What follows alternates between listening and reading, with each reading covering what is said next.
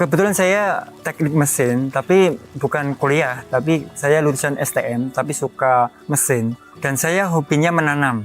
Jadi di rumah itu full dengan tanaman edible. Saya lihat bahwa dia lulusan sarjana pertanian UGM, dan kemudian dia punya banyak referensi. Sebenarnya saya haus akan ilmu, karena saya suka praktek. Kebetulan ketemu sama orang yang dia punya banyak referensi, banyak ilmu yang sayang kalau nggak diimplementasi gitu. Nah, alhamdulillah kalau sudah visi misinya sefrekuensi kan enak, Mas. Jadi kenapa saya pengen hidup seperti ini? Dulu saat merantau, secara finansial cukup, tapi secara hati nggak cukup. Dan waktu itu memang bercita-cita untuk buka usaha sendiri. Bagaimana dari usaha ini kita bisa hidup, tapi lingkungannya juga menjadi lebih baik. Dan waktu itu pulang dari Jakarta dengan berbagai idealisme, tapi di rumah tidak ada yang satu frekuensi. Jadi untuk jalan sendiri pun merangkak. Jadi waktu pulang dari Jakarta mengelola kebunnya Bapak, belajar menanam seledri yang ada di depan kita. Dan jelek banget Mas, yang dipamerki rapi kan. Terus kakak ipar saya punya adik ipar suka berkebun. Nah, Mas Wid nanam seledri api, akhirnya sama kakak ipar saya, lho iki sing nandur adikku Mbak. Akhirnya saya datang ke sini karena satu tanaman seledri.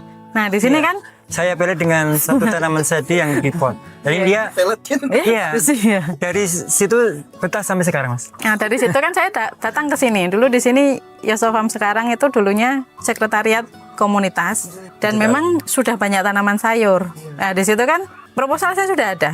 Tapi belum ketemu orang yang bisa diajak bareng-bareng jalanan proposal.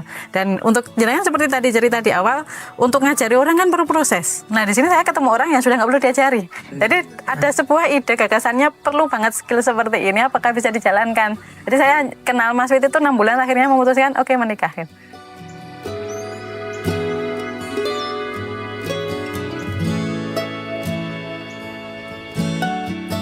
Jadi konsep-konsep seperti ini sebenarnya memang pas kalau dirancang sebelum menikah.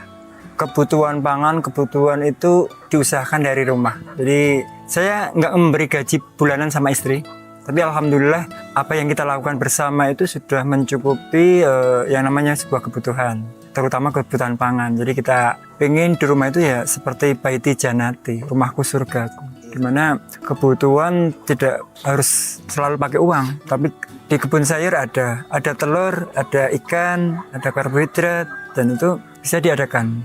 Jadi kenapa suami saya tidak memberi jatah bulanan kepada saya?